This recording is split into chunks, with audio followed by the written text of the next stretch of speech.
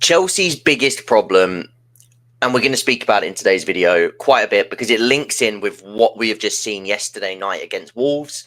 Now, yes, we have won. We're through. We've got, who was it? Can't even remember who it was now. Cardiff in the next round.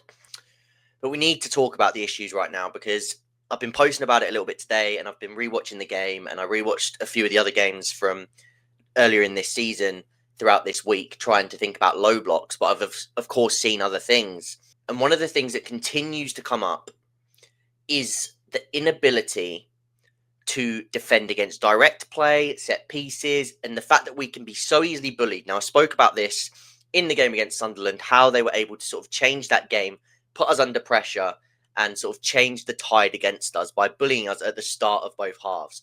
And it's happened again in this game. If I quickly show you on screen now, this phase of play that happened seconds into the game. This was literally from kickoff in the second half. Chelsea are 3-0 up in this game. And they have come out and Wolves have been able to keep the ball alive in the air, not allowing it to drop, not allowing Chelsea to regain control on the ball and make passes to sort of take away that momentum. They've kept the ball in the air. They've challenged first, second, third balls. And they've kept that ball alive to the point where it has fashioned a chance within seconds of the second half starting. Momentum starts to turn in Wolves' favour. The fans get up for it. Players start to believe. Yes, it's 3-0, but they know that they can beat Chelsea in that way in terms of winning the duels and continuously putting Chelsea under pressure. And the more that those things happen, the more that the younger players start to drop their heads. Now, we all talk about experience. Now, the first thing I want to point out is the experience is more so to do with dealing with the adversity that comes with it. That's where I think the experience issues are within the team. However, when we talk about losing duels, that is not just experience. That's the fundamental physical flaw of this team. Now, a stat that stands out to me in the Premier League, this is Chelsea have conceded 6.1 XG from set pieces. We've only conceded 4 goals from them in 9 games. West Ham are second. They have 9 games, 9 goals conceded from set pieces, but they've only conceded 5.38 XG. The chances we're giving away from set pieces is ridiculous. 45% of our XG that we're giving away is from set pieces. By far the highest in the league. The next closest is West Ham with 35% of their XG from set pieces. That is ridiculous. Like, we are so easily manipulated in that sense. And it just gives teams hope. And like I've said, in the same sense of how it's helped us this season, scoring from set pieces against low blocks, being able to open them up.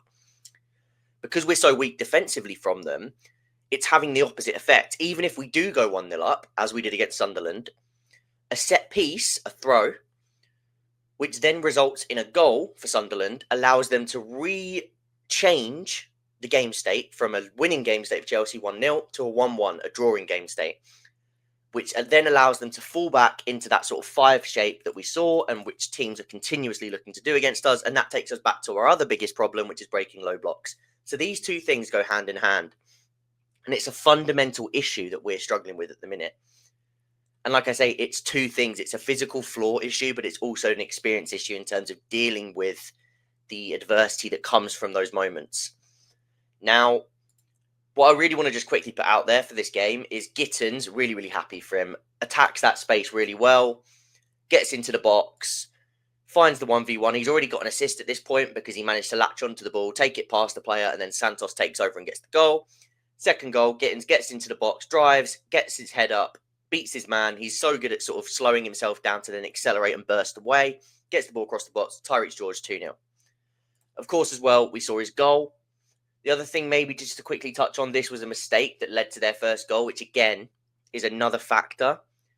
Buonanotte makes a huge mistake here, giving them a little bit more momentum. Like we said, once they get this goal, the fans get up for it. They pick up the ball. They're ready to go again. They're ready to challenge Chelsea. Right, let's put it back at their centre-backs again. Let's challenge for the ball. Let's win the second ball and let's keep it alive. So these mistakes are a big part of controlling these games as well. Like I say, with the experience and the adversity that comes from it, you need players to then step up and really take control and have 5-10 minute periods where though it won't look exciting, can you slow that game down? Can you retake control And can you not? The absolute must is do not make a mistake like this, which will then give them hope and re-inspire and get the fans up, and momentum will tumble. So that's obviously key. But I just wanted to sort of end the video. It's only going to be sort of a 10-minute one to speak about yesterday's game, because at the end of the day, we did go through. Like I say, there is positives. Happy with Gittins. Esteval's goal was brilliant. He came off early as well, so hopefully we see him more against Tottenham. And by the way, there will be a Tottenham preview out tomorrow, so don't miss that, because I've been watching all the Tottenham games this week as well. And Andre Santos, he's another one. I thought him and Hato both had pretty good games as well for their sort of like coming through. I think Santos gets the goal, really good in the first half. Even in the second half, he was okay in that sort of DM spot. A lot of issues around him. But I wanted to speak about this because this long throw, and this, like I said with the physical flaw, this isn't really experience. This is fundamental defending and things that cannot happen. Now, firstly, we are I think because we're so underloaded in the sense of we're so worried about our physical flaw that we actually end up with what's this, a 5 versus 2, or at least a 4 versus 2 at this front post for the first contact, which then, of course, leaves players open, which is in itself leads to this goal, because here you've got a 4v3 for Chelsea, and here you've got a 5v2. So you're leaving players open.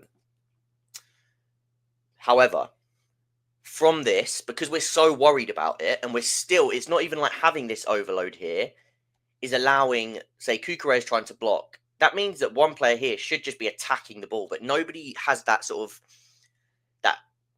that drive to go and deal with it themselves. Everybody's almost sort of letting other people, they're trying to let other people deal with it and sort of just block their man instead of actually going and sort of planting their head on the ball and getting rid of it and being a leader in that sense. And what this leads to is just, like I say, it's defending 101. You cannot lose. So this ball goes in.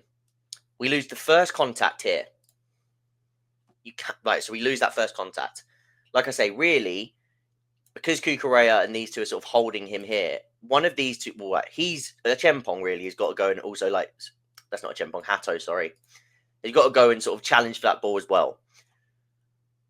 And then Buonanotte as well, he's kind of, again, he's between the two. He doesn't really need to be there. Buonanotte can step out to here. But we lose that first ball. Okay, you lose the first ball. So now it's fundamental that you win the second ball, because that's what you should be prepared for. If you're not going to win the first, you then have to be prepared and more willing and able to win that second ball. Again, Buonanotte, even though he was there originally, he's now moved over as well. Gittins, I think that is not close enough to his man there either, considering that's sort of where he is. He's sort of, again, he's between the two, almost passing on responsibility.